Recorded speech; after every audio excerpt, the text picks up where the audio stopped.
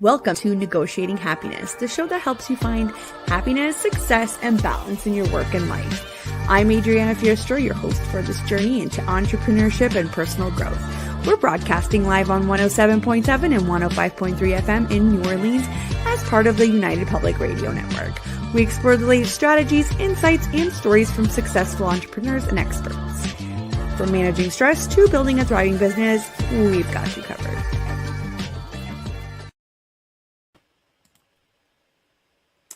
Good afternoon to everybody. Welcome. Today is December 11th, 2023. We're almost at the end of the year.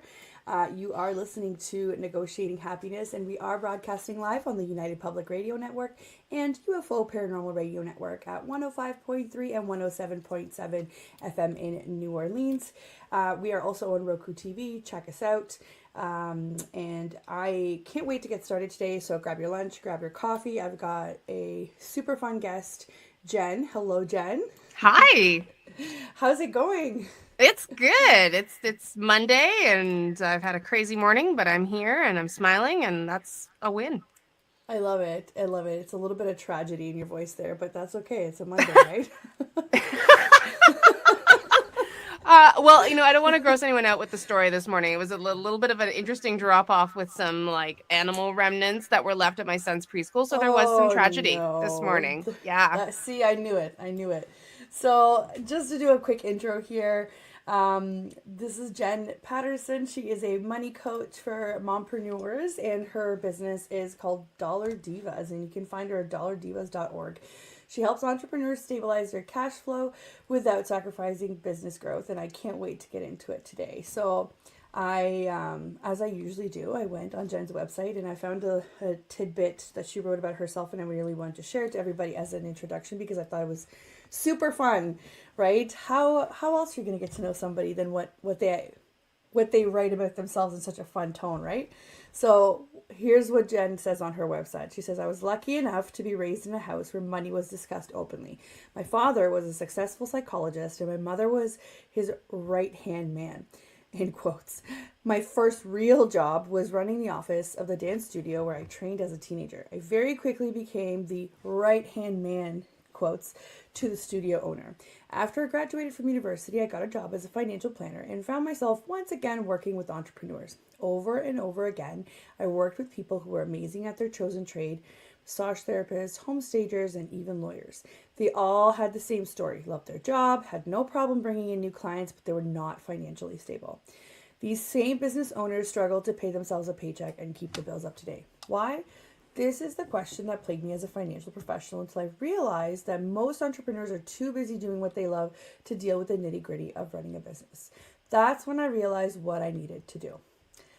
I loved sharing that because you started off from finding a problem and then you turned it into your own personal entrepreneurial journey, right? And that's exactly how I started. So that's why I wanted to share it word for word verbatim from your website.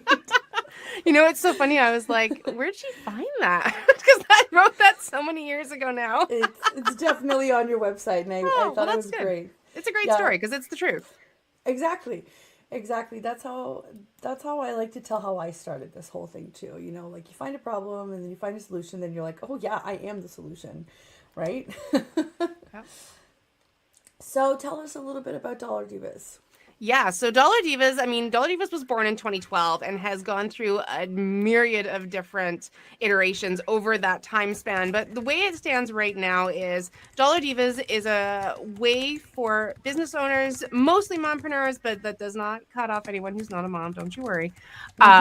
We work with entrepreneurs. We teach them the nitty-gritty of running the business in a successful and a financially stable way. So, we find that so many entrepreneurs, they leave the 9-to-5 world only to work 60 plus hours a week, doing what they love, but we're always exhausted because our businesses are our babies. And yet so many entrepreneurs don't pay themselves a paycheck. They go without so often.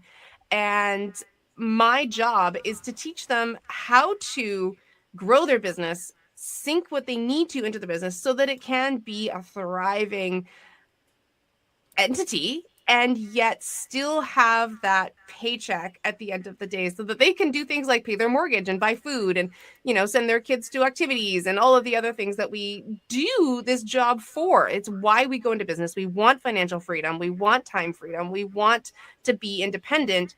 And so that is the piece of the puzzle that I bring to the table, is how to actually accomplish that without the endless hours of staring at spreadsheets and reading financial tables. Because I've got 3 businesses, 2 kids, a crazy dog, a household. Like, I don't have time to be, spending hours poring over spreadsheets and profit and loss statements. I love them, but I just don't have time for them. And so, like, what I do is about teaching things that are quick and intuitive, but also very effective. That's right. That's awesome. And I mean, this mirrors a lot of our lives, right? We're busy, we have different hats that we have to wear every day. So um, I can see how this can definitely kind of be pushed to the side in order to just kind of stay afloat, right? Oh, absolutely. And it happens all the time at tax season. My busy season is right after tax season, because Right. so many people will do their taxes. They'll get their, notice of assessments or whatever the American equivalent is, and they'll be like, hang on, I made a whole bunch of money. Where did it go? Right. Right. And it's like people don't realize how many options they have to minimize kind of the tax implications of things. And I always say, I'm like, that's the first thing you should do is, one, get a good bookkeeper, to keep everything on top, and to get a professional that can teach you how to go about all of this stuff, right? And Yeah. here is the professional. Well, and it's not only just like saving on taxes. Obviously that is a big part of it. And, being best friends with your accountant, like, is a wonderful thing. Not best friends, but like, you got to love your accountant and your bookkeeper. Like, they are, wonderful humans that need to be a part of your team. But it's also just like the day-to-day money that just sort of slips through the cracks that, people don't pay attention to because they're so busy working on their business. They don't pay attention to those little details, and the money just slips through the cracks and disappears into the ether. And at the end of the day, they're like, well, where did that go? What did I spend it? What did I buy in this business? And, 9 times out of 10, they can't even remember what they spent the money on. And Right. yet it's not in their pocket anymore. Right. That's right. Yeah, I mean, I've been there. Oh, I've been there too. Disclosure, I've been there. Yes. This is what I do for a living. And, half the reason why I know these things is because I've experienced them myself. Exactly. Exactly. So are there any misconceptions regarding money coaching that you wanted to clear up? I always find that every time I bring in, somebody from a very niche kind of industry, there's always misconceptions that kind of float around. I think the biggest misconception is that I'm going to tell you how to spend your money, and I'm going to tell you what's right and what's wrong, and that it's going to be very restrictive, and that people are going to feel like they're closed in.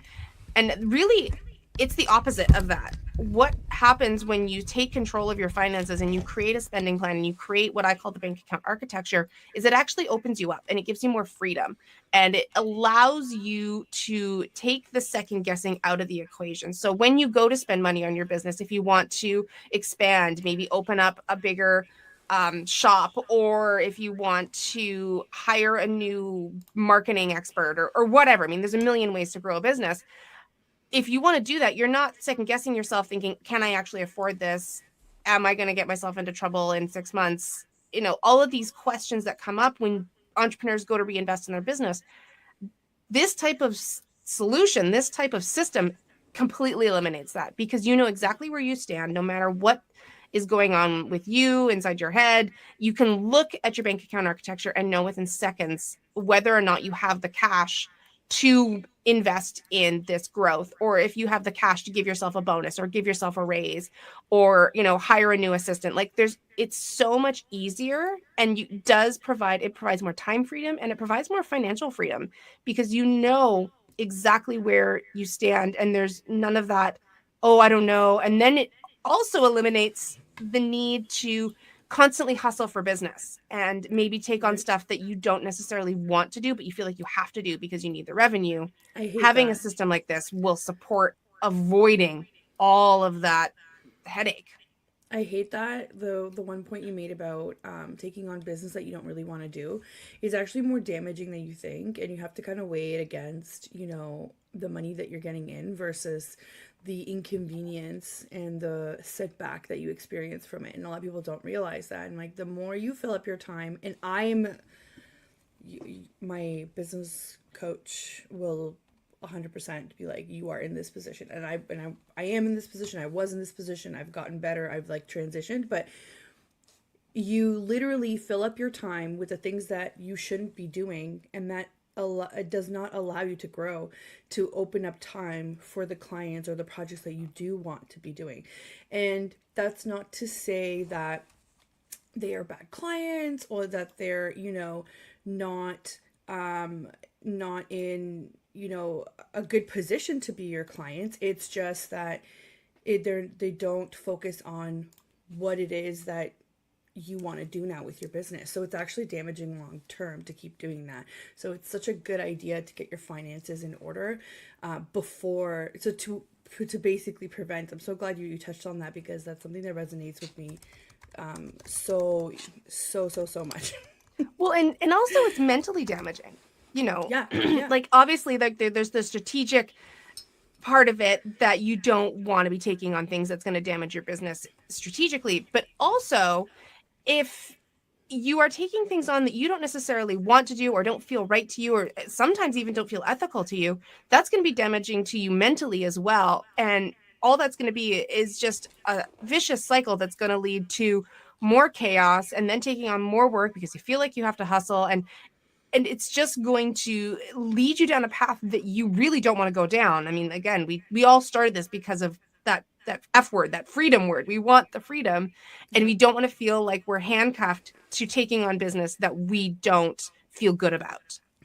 That's right. And I love that you kind of went into the whole, you know, I'm not there to give you a list of do's and don'ts. I'm there to give you the structure so that you can naturally make better financial decisions without having somebody telling you, you really shouldn't be doing that. Right? So from my understanding of what you just went through, it's like with my business, right? The moment you have the processes in place, everything just starts to flow naturally rather than, you know, you backtracking or panicking or making decisions last minute. You don't have that because it's the structure is already there in place. So it sets you up for the future rather than always trying to catch up, right? I think we're all in this catch up everything all the time, you know? You know, it's funny you mentioned that, because I just had a client that we went through, we set up her system, her architecture, and we went to go and allocate the revenue that she had ready to go. And she was like, okay, what do I do with this money? I've made some money. Like, what now? And I said, all right, let's allocate it out based on the plan that we've created for you, based on the structure that we've set up. And we went through and we did it. And she goes to me, that's it? Like, shouldn't this be harder? And I said, what do you mean, should it be harder? And she said, well, it was just so easy. I've never been proactive with my finances. I've always been reactive. And that is so stressful. Yet right now, I mean, here it is. It's in black and white. And I know exactly what I need to do. I know exactly how much business I need to take on or how much I can take on. And I know exactly when I'm getting paid and how much I'm getting paid. And she said, I've never experienced that in my adult life, like not once. And it was really eye-opening to me because I've always been very type A and very much a planner. And so having someone kind of lay it out like that from their perspective really just brought home the fact that this is a really effective way of doing things. It really makes life easier. It takes away so much stress. So much stress that the entrepreneur, the business owner can then really refocus and build the business that they originally intended to build. Right. And I think this really comes from, again, depending on where you're listening in the world, right? You'd have a different experience. And I know we have a lot of listeners in Europe and Asia, and maybe they can, you know, tune in and let us know if it's anything different. But here in Canada, you don't necessarily get financial training in school at all, right? Or any financial knowledge. And I think that's such a mistake, right? Like it sets up everybody up to kind of be like, I've graduated and I'm a capable person. I've gone through all of these tests and exams, but yet I have no idea what taxes are. I have no idea what, how to set myself up for retirement. I have no idea how to like set up my future family for success. And there's still this taboo around talking about money, but I keep going online and reading these amazing stories about I say amazing, but maybe that's a little bit harsh with all these corporate companies that end up failing because of a silly mistake. They send out somebody's salary list and then it gets out that, so many people are getting screwed over so hard in the corporate world and putting in so much time, and they don't.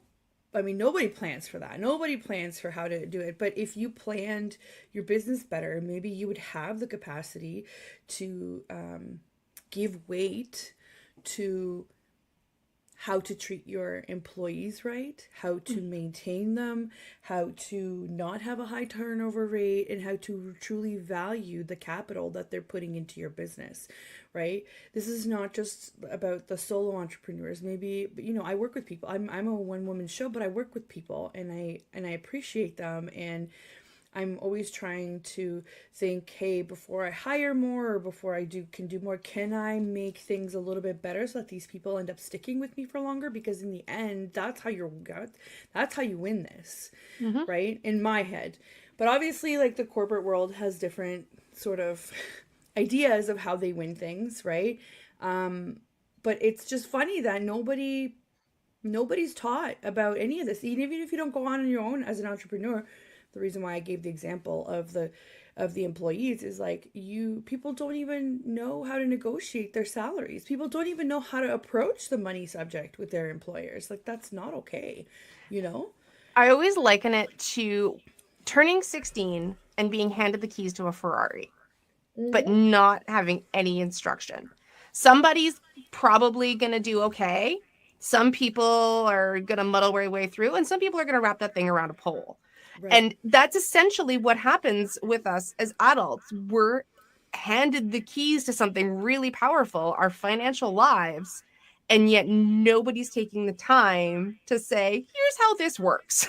Here's how to do this effectively. Actually, the instruction that you're given is you're an adult now, so you should know how to use this thing. Mm-hmm. Without any prior knowledge, or you don't get primed for this. Do you know what I mean? So those are the expectations. Is you are 18 now. You are an adult. Therefore, all of a sudden, overnight, you need to know how to run your own life. And that's just not the case. And it really puts it into perspective as a parent.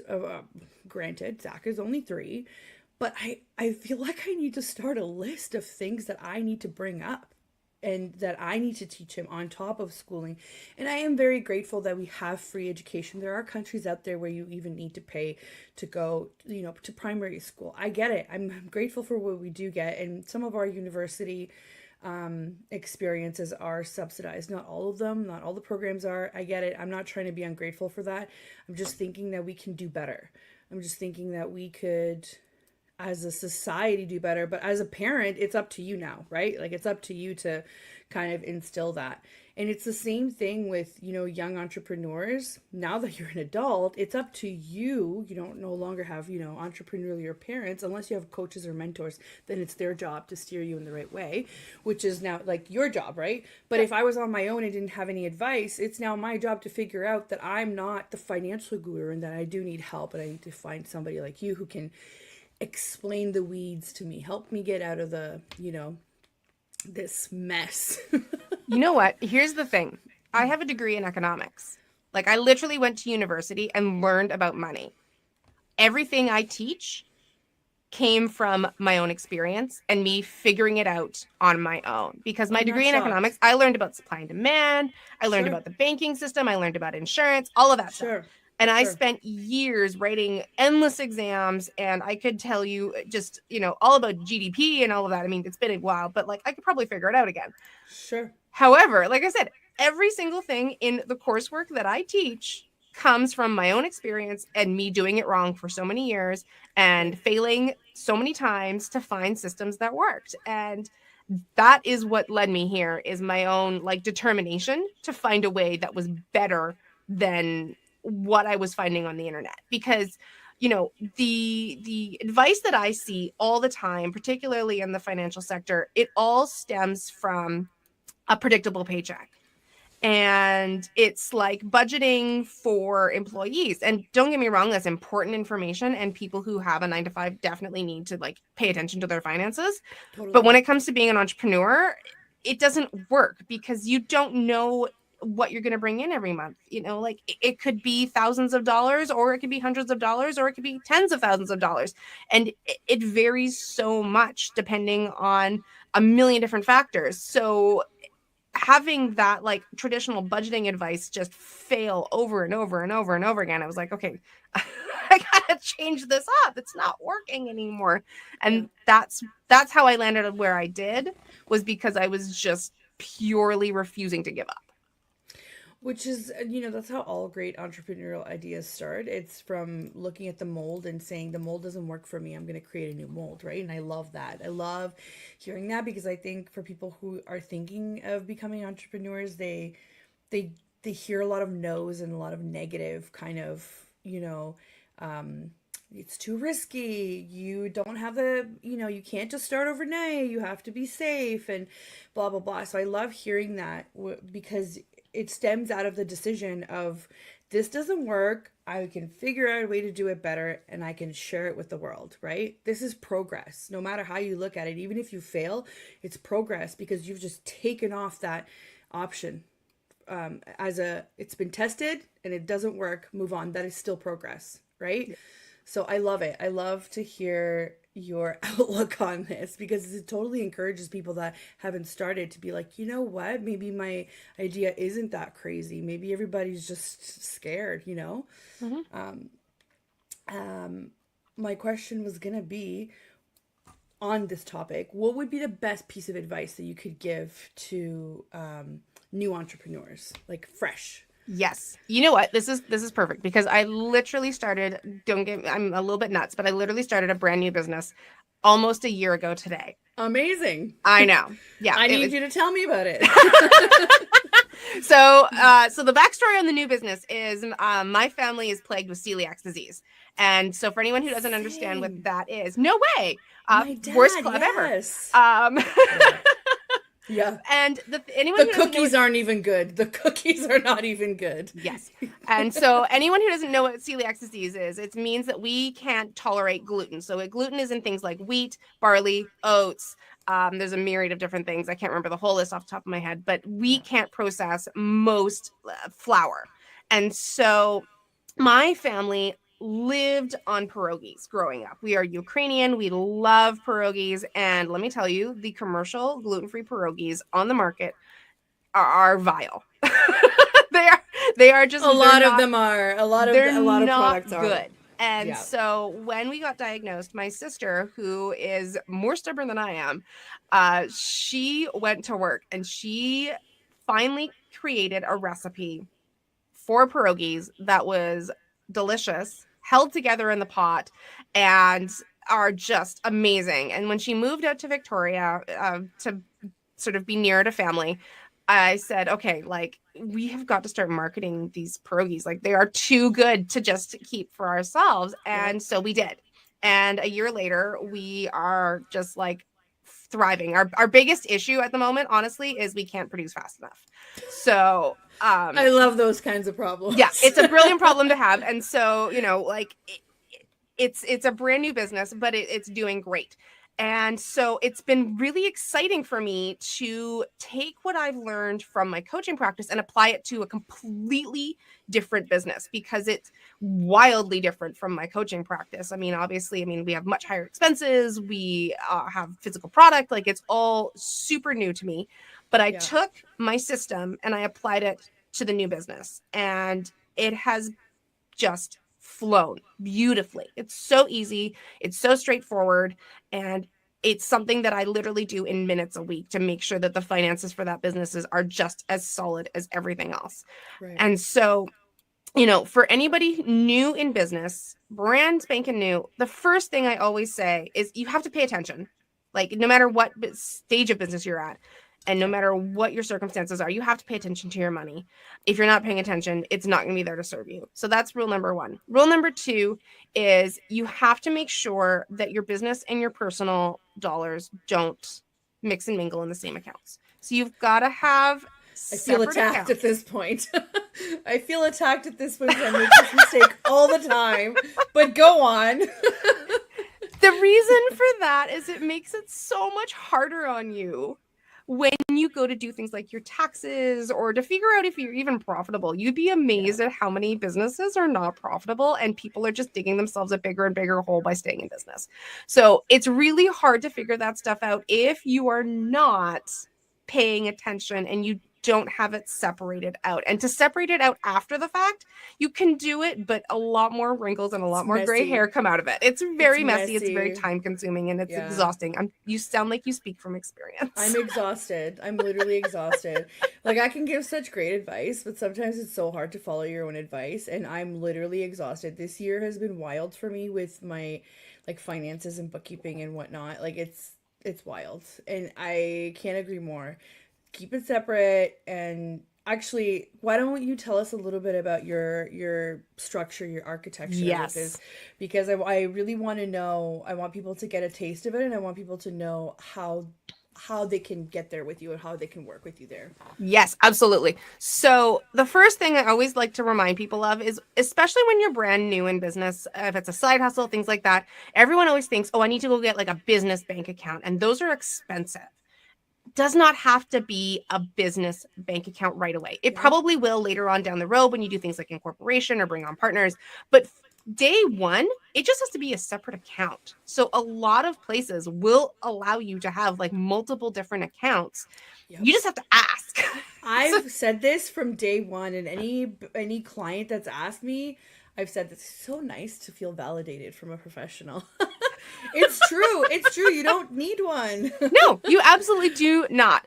If you look at like my banking, especially for the new business, like it's comical because there's a list of bank accounts a mile long. Like my husband looks at it and he's like, how is that helpful? I'm like, just trust me, it is. Mm-hmm. Because it's all laid out. It's like that really beautifully organized sock drawer with all the little things. You see the things.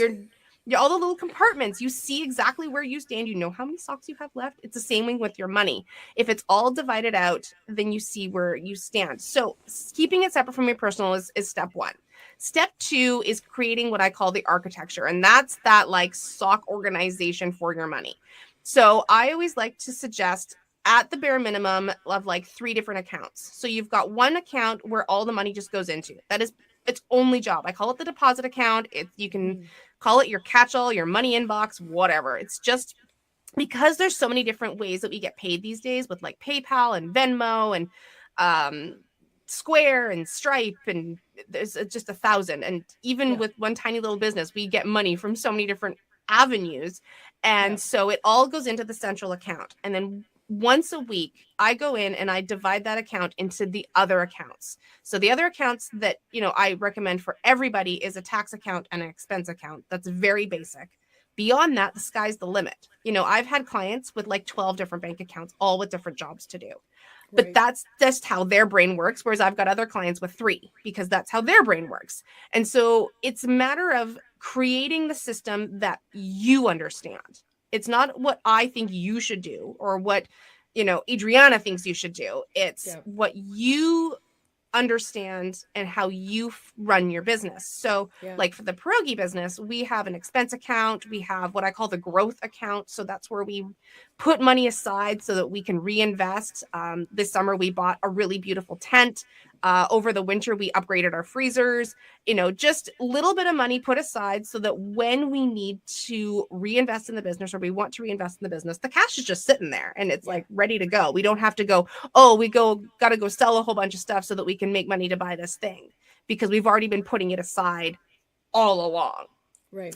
We've got a tax account and we've got an emergency fund for, I don't know what's going to go wrong. I don't know when it's going to go wrong, but what's going to help make it better? Money. Yeah. Amen to that. Right. And it's so like I have what I call my revenue allocator, and it's based on percentage. So I don't use a budget.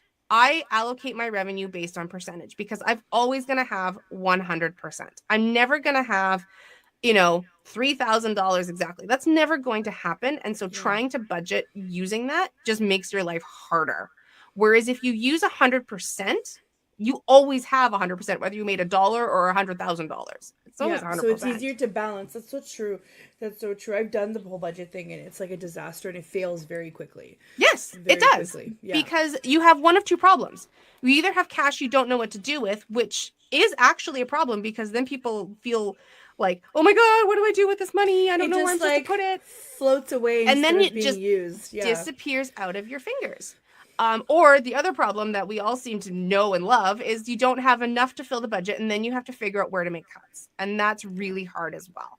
Yeah. So using the percentage system, it makes it so much easier. You just go in, okay, 30% is going to my paycheck, 20% is going to operating expenses, 5% is going to emergency fund, 15% is going to taxes, done. Like, I don't know if that's 100%, but I was just spewing off numbers off the top of my head. Totally. And the tool that I use, it is a spreadsheet. I know I'm sort of like the anti-spreadsheet girl, but it is the one and only that I use, and it's very user-friendly. I'm the anti-spreadsheet girl, and I still have to use them. We do have the one, and it's very user-friendly, and it's got a lot of pretty pictures on it. So, I like to think that it's not really a spreadsheet, but it does all the math for you. And all you got to do is then just go into your accounts and hit transfer. And it done. I'm not even joking. It takes about 5 minutes when you get good at it. The first time it probably take you about 10 or 15 because you're just kind of figuring out the kinks. But like literally, I did an allocation the other day. It took me 5 minutes, and I was like, oh, cool. Paid my bills, and I was done. That's amazing. That's something that I think everybody needs is clarity on where everything is going. I am the worst for this, and I tried budgeting too. And again, when you do it with a number, it doesn't work. Now, the other problem is the steady part, right? So this makes sense because if you're getting, let's say I'm just pulling numbers out of nowhere. Let's say you get 20,000 one month, and then 1 month you only get like 6,000, right? It works because it's a percentage. Now, the problem is how do you kind of connect the gap? How do you make it steady, right? So yes. So I do have to do a really quick intro, and then we're going to get into that. So for anybody that is tuning in, you're tuning into Negotiating Happiness, and I'm your host, Adriana Fierstro, and I'm here today with the wonderful Jen Paterson, who is a money coach for entrepreneurs, and she specializes in working with mom entrepreneurs, but that's only one facet. She can help everybody. We are just talking about how to budget accordingly and how to create a structure that will make it easy for you to stay on top of your money so that you don't have to make rash decisions, right? And how to set yourself up for growth. And we are live on the United Public Radio Network and UFO Paranormal Radio Network on 105.3 and 107.7 FM in New Orleans. And we are streaming live on pretty much every platform there is, either live or you'll find us on a replay. So give us a like, leave us a comment. We do respond to our questions and feature comments. If you want to get involved, please do so. So let's dive right back in here. Jen, take it away. All right, creating that steady paycheck. So I always call it the 9-to-5 paycheck without the 9-to-5 lifestyle. Yes. That's the question on everyone's mind is how do I manufacture that? And it's not as hard as you think.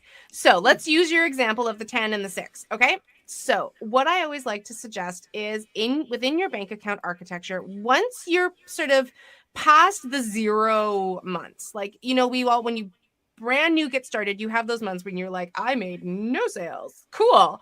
Once you're past that threshold, that's when you can start setting up that steady paycheck. And it's going to take time and it's not going to happen overnight. Sorry to be a bit of a disappointment there. But what does in entrepreneurship though? Let's be honest. What happens overnight? Honestly, nothing happens overnight. No. Yeah, nothing happens overnight. So, it's going to take some time and it's going to take some effort, but it's actually very simple. So you have a separate bank account that is just for your paycheck. That's its only job is to hold the money you pay yourself with. And you set aside a certain percentage of your revenue and put it into that bank account. Now, instead of clearing out that bank account every time you go to pay yourself, take out about 80%. And then what's going to happen is you're going to build up a little nest egg. And then you can treat that bank account like a well, like a water well, like the old school water well, wishing wells, you know, we all can picture in our heads. And then when it rains, that well will fill.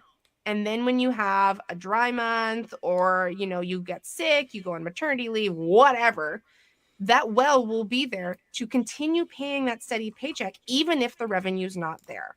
Right. Because even if been building you're, it.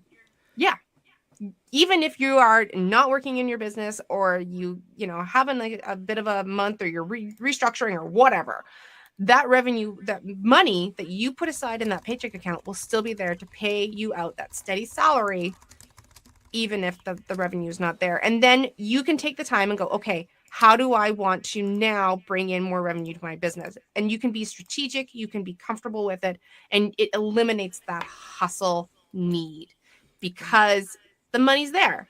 The money's already there for you. It's supporting you. It's there. Right. I can't think of another word, but it's literally, it's just there.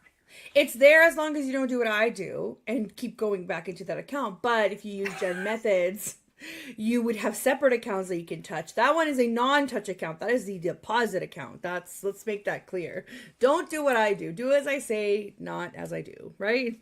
Yeah. And you know what? The thing is it's going to be messy. It's going to be messy. Yeah. I always like to sort of think about, like, when you're cleaning your house and you pull everything out and you're sitting in the middle of a chaos and you're like mid-project regret syndrome. Like,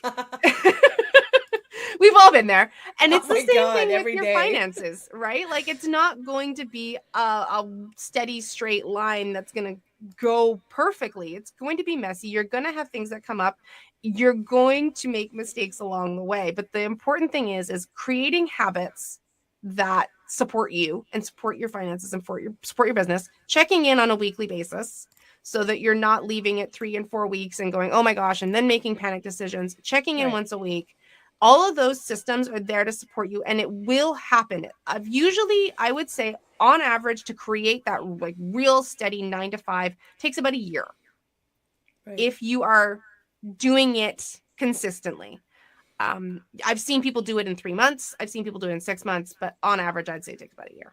That's amazing. Yeah, because that's probably one of the most encountered comments that people make to people who want to become entrepreneurs is like, how do you handle the, not having a consistent paycheck? But it's I want to say it's a trade-off, but it's not. What you're saying is you can have it all. You can have the freedom, you can have your business, but you can also like organize it in a way that you have that steady paycheck. So you don't have to say the freedom is worth the not having a clear financial path. And it's true. You just have to put in the work. So what kind of homework do you usually recommend for entrepreneurs that need to get in a better money mindset? Oh, money mindset. That's a whole other, we could have another hour-long conversation about this, that. You'll have to come back on. I know.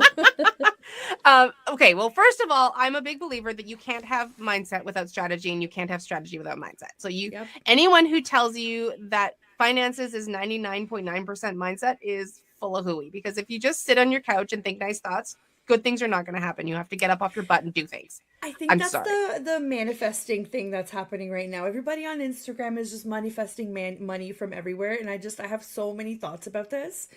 And like, I agree with you. There has to be some strategy. And at the same time, like, I love me some spirituality, and I love me some like connecting it with science. I really do think that, manifesting is just how to reorganize our brain in order to think in a way that helps us succeed. That's what it means to me. But what you're describing is the whole like trend on like Instagram of manifest yourself to like $1 million.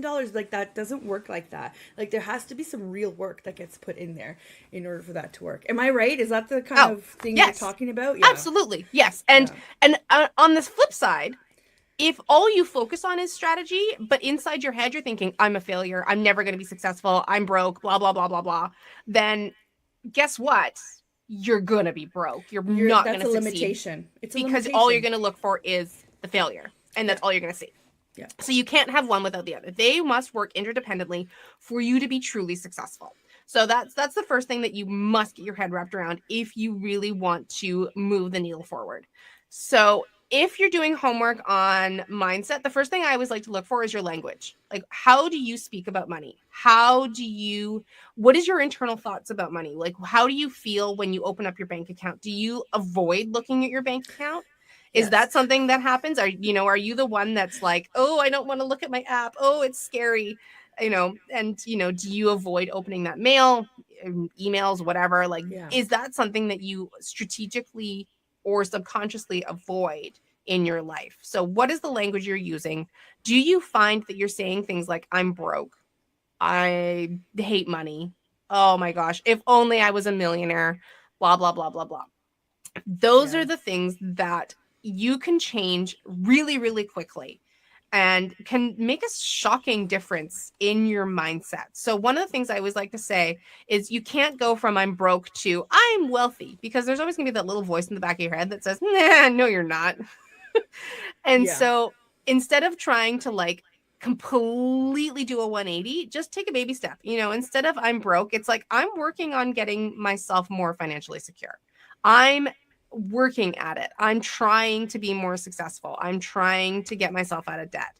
And those are the things that are going to start being, believable. Your brain is not going to, second guess that, because it's like, okay, you're working on it. It's not perfect. And guess what? You're never going to be perfect. So give up that dream. But like, you can convince yourself that you're working on it. And so if you catch yourself saying those things, and they're so prevalent in our society, I mean, it's everywhere. Yeah. Being bad with money is considered like fun and cute, which I find just gross. Right.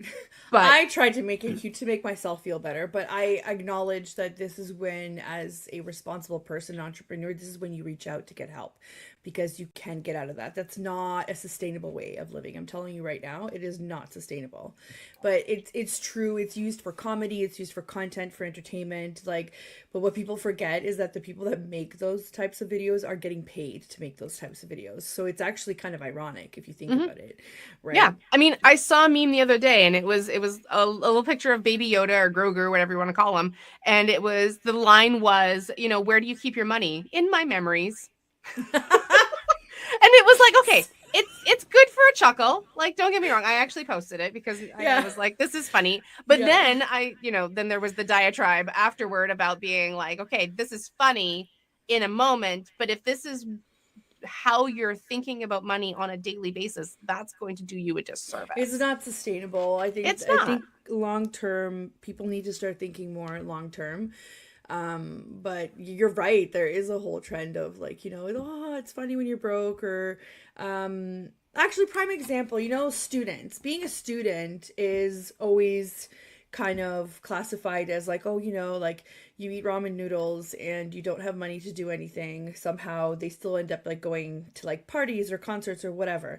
So you always do that. But I mean, I'll take my brother for example. My brother is a really smart kid. He's a kid. He's 20s now, but he's a really smart kid, and he made it through a whole engineering degree, and he had co-ops that paid money, and I understand that there is privilege involved. He had the privilege of being able to go to school, but he paid for his own school.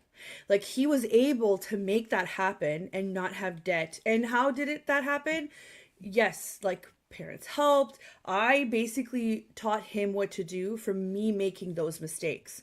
I graduated with a ton of debt, right? So it is possible to kind of break away those ideas and molds and still be, normal, have a normal life, but also make really good decisions so that you can set yourself up for better. So yeah, while we joke about, you're a broke student, don't take that through your life. Don't make that your part of your personality. And sometimes I say it as like a coping mechanism, but don't get me wrong. Like it took me a really long time to change exactly what you mentioned, which is how you talk about it, what you put out there, what you put out into the world. So I tried to move from the negative to a positive statement. And I'm not just talking about, like, an easy way to do it is to not include a not or so instead of saying I don't have money, I will say something like, I have some money, but I will be working on getting more. Like you just kind of shift it, right? You shift Hmm. it into something that's more positive. They mean the same thing, really, right?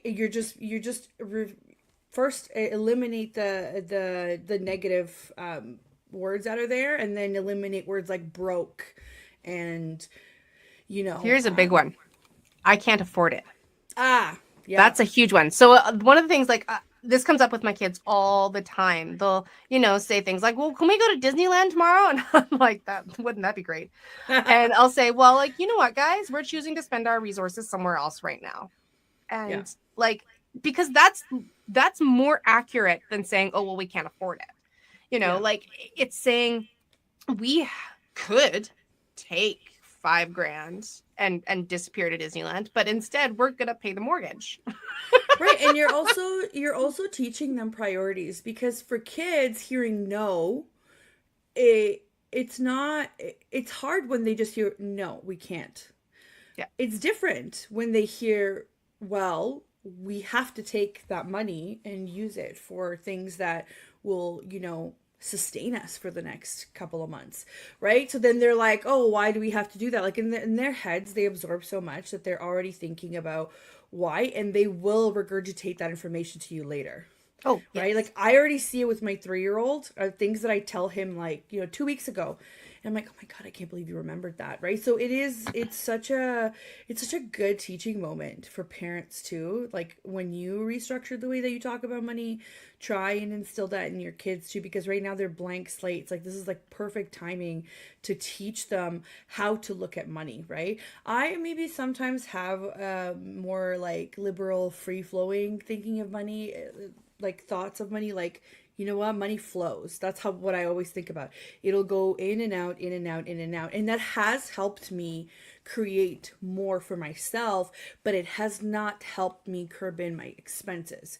So there's good and bad with that, right? I'm just kind of like, oh, whatever, I can always make more money, you know what I mean? But at the same time, I am close to being burnt out, and I'm like, yeah, I could make more money, but the issue is like, how do you do that in like smart way? Work less but still make more, you know what I mean? So there's just so many facets of this that it definitely warrants more than one conversation. Well, yeah. I mean, here's the thing. A person can study finances and money for every waking hour of their entire lives and just crack the surface. Like, Yeah. money is such a huge topic. And even within ourselves, I mean, dealing with your money mindset, this is something that I always like to remind people. It's not something you can tick off a list. It's not something you can be like, nope, check, done, money mindset. All right, moving on, next thing. Because it's directly linked to everything. The computers that we're on, the microphones we're using, the internet connection that we are using to talk to one another. All of these things are touched by money. And so it is directly linked to our survival. It is directly linked to our everyday existence. We touch it all the time. And so saying that like my money mindset is done is not something that you're ever going to be able to say, because No. you're always going to find new things that are going to come up after you've tackled the other ones. And sometimes that can be a little daunting, but it's also kind of freeing, because you can just sort of say, well, okay, I'm always going to be working on it. It's just going to be a part of my life. And I can let go of being perfect. And, Yeah. there's always something more to learn. And that's, I always think that's kind of fun and exciting. I think so too, and I have the perfect example in an entrepreneurial context as well. Think of all of the big brands that didn't have a website before COVID, that have been in business for, I don't know, 30, 40, 50 years, that basically thought that they were untouchable. And then COVID hit, and all of a sudden, you have no way to get your product or your service to the public. And then they got hit really, really badly. And it's like, because you didn't plan ahead, because it's not like the internet or the .com era started when COVID hit. No, that started like 20 years before that, right? And you did nothing about it for your business. Then it's the same thing. It's about, how do I ensure that money keeps flowing and that money makes sense, right? And they didn't do that. They didn't cover a huge portion of our changing society. So of course there isn't a check, I am now certified and I have the best money mindset ever. There's no way, because our world is continuously changing and flowing, and how would money not change, right? Look at all the marketing books that were written in the 80s that now don't make any sense because the way that we do marketing now is so different, right? It's the Yes. exact same thing with money, right? Well, and Because I love that you brought up COVID and all of that, because that, also reminds me of just how important it is to be on top of your finances, to make sure that you've got a financially stable company, because I don't know what's coming down the pipeline. You don't know what's coming down the pipeline. None of us saw COVID coming, and yet it presented itself, and a lot of companies didn't make it because they were sort of that paycheck to paycheck, and they were, just walking that fine line. And so they didn't make it because they didn't have the financial backing to weather the storm that no one saw coming. And, no. like I've said it time and time again, I don't know what's going to go wrong. I don't know when it's going to go wrong, but something's going to go sideways in your business. And you need to be prepared for that. And Like unless financial you're stability is how you do it.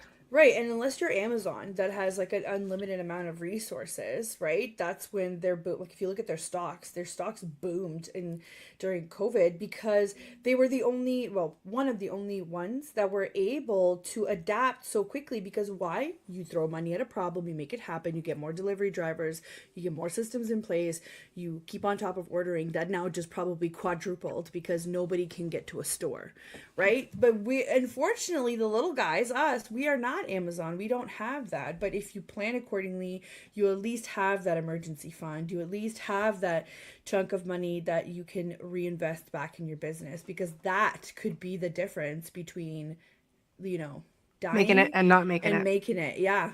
Well, and Yeah. here's the other thing, like the other thing I want to remind people of is there's no such thing as too big to fail.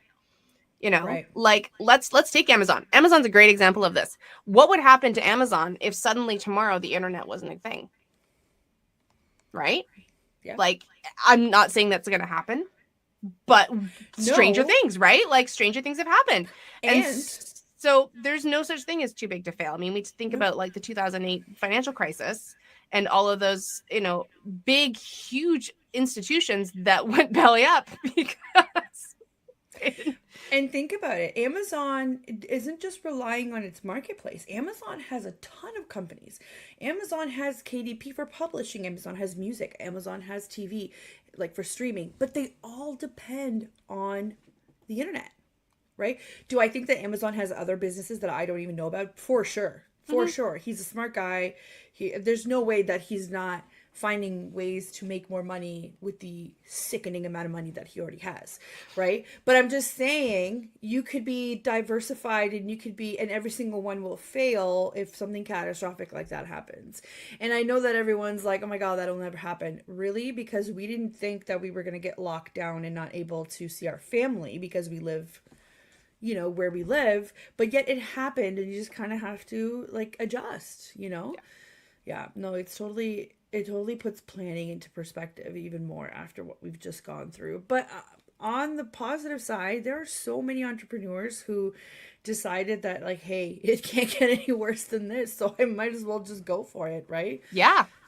It totally did. So we're getting close here for our time, but I want to know what makes Jen happy? Not, entrepreneur Jen, or maybe it's all at the same time. Mom, partner, friend, sibling, entrepreneur. What makes you happy? Like, what makes this balance out for you? The ups and downs, and the like, what do you like to do? Honestly, I'm sort of a little old lady. Perfect. I love tea and puzzles and crocheting. Like those are the things that I I do love in the it. evening when it's like, okay, the kids are in bed and this is mama time. Like I literally make a cup of tea, I break out my puzzle or my crochet project, and that is the thing that like brings me joy. That, and the other thing that I do, which is not an old lady thing, but I play fast pitch with an amazing Amazing. group of women that just bring me so much joy. And I love that. And you know, we work out in the off season together, and they're my family. Like, they're not just my friends, they're my family. Yeah, but you have the flexibility to do that. You have the flexibility to act your age and to act like quote unquote an old lady because you get to make your own schedule. I love it. I love it. That's awesome. Do you like to travel? Do your kids often bug you about Disneyland? Well, okay, I will admit that I am a certified Disney adult, and I will go to Disney. Amazing. I'm not even joking, you guys. I have an account in my business architecture that says Disney, and whenever there's enough money in there, guess where I'm going. Oh my God. I Yeah. love it. So when I I should say, have that for travel. Oh my yes, God, I'm when gonna I do say that. it's up to you how you manage your finances, I truly mean that. Because obviously, I'm not going to tell everybody to have an account that's called Disney. Like, that's insane. But But you know, travel, I but feel like you know, that would resonate with a lot of yes, like if entrepreneurs. you literally want to take some of your money and put it on travel, like I've had at least 4 clients that literally off the top of my head, I can think of 4 faces that have travel accounts in their architecture because they love it so much. And so I was like, well, then cool. Like, let's put a bank account in your architecture and Right. siphon some money off. Like, I had one client who was, a little bit newer in business, so they only siphoned off like 2 or 3%. And I had another one who was putting like 8% of their revenue into travel. And like, they were making good bank. And so, I mean, they, within the time they worked together, which is usually about 3 months, they were like, oh, I booked a trip with my travel money. I was like, that's amazing. Like, Yeah. And that's also a really good way to do it if you are, let's say you're a proprietorship. So you're not really drawing a salary. You have to like artificially draw it and you don't have kind of a set like vacation time. So you can have an account where you can save for your time where you're not working because I don't know if you're like me, if I'm not working, I'm not making money, right? But if I have a vacation account, then I know that I can dip into that if I need it while I'm not working, right? yeah. So that's such a great way to look at it. And also, I'm sure Jen can tell you this also, but there are savings accounts that have sub accounts. So even if you don't open a million accounts, you can open one that has like 5 or 6 different kind of subcategories, Yeah. but that will keep your money separate as well. Mm-hmm. So There's I, lots of different ways to do it. And, yeah. that's one of the things that I always like to walk through with my clients, hold their hands through the process, because it can be really overwhelming, like picking a bank. Yeah. And let me tell you, switching banks is a big pain in the butt, but it sometimes can be really worth it. I had a client just recently that was feeling really like stuck in her business, and literally just the process of switching to a new bank just opened up the world for her. And it would seem Yep. so silly and trivial, but she just felt like the previous bank wasn't serving her in the way that she wanted, and she felt like she always had to like kind of do things but not quite the way she wanted, and it was always very like kind of band-aid Yep. solutions. And so I was like, well, like, why are you still there? And she said, well, because I've always banked there. And I was like, that's silly. It's not a Let's good find enough you a new reason. one that was going to serve you better. And we did. And Yeah. it literally was the catalyst for a huge wave of change, because Yeah. that was where she was stuck. And Yeah. so like walking through the process of finding, either communicating with your bank on what you want to do or finding a new one, that's something that I help a lot of my clients through, which can be a really big sticking point because it can be overwhelming. There's so many options out there, and a lot of people find their banks kind of intimidating. Of course. Yeah. I mean, they're just giant, institution that handle all of the finances. They are the ones with the power. So of course people find it intimidating. But this was so great, Jen. Thank you so much. We are now nearing our time. You should definitely come back on. I had so many more questions. I was going to ask you all about, what advice do you give people that want to scale? And I mean, we could probably dissect so much more. So definitely would love to have you on next year as well. I hope you enjoyed this. I had so much fun. Yeah, so everybody check her out if you want to go on Instagram. She is at Jen Paterson with 1t.biz and or www.dollardivas.org. You can connect with Jen there too. I think we need to have you back on so we could talk about some of your, upcoming projects, and maybe we could talk about your other businesses as well, because I'd definitely like to learn more about that. Okay, so thank you so much. And for everybody that tuned in, if you have any questions after we are live, please feel free to keep them, put them in the comments, especially on my personal accounts as well, because I will be able to see the notifications and I will get back to you if I see it. And thank you all for tuning into the show, and thank you to the United Public Radio Network and UFO Paranormal Radio Network. Thank you for basically providing us with the platform. We will see you guys next week. Have a great rest of your week.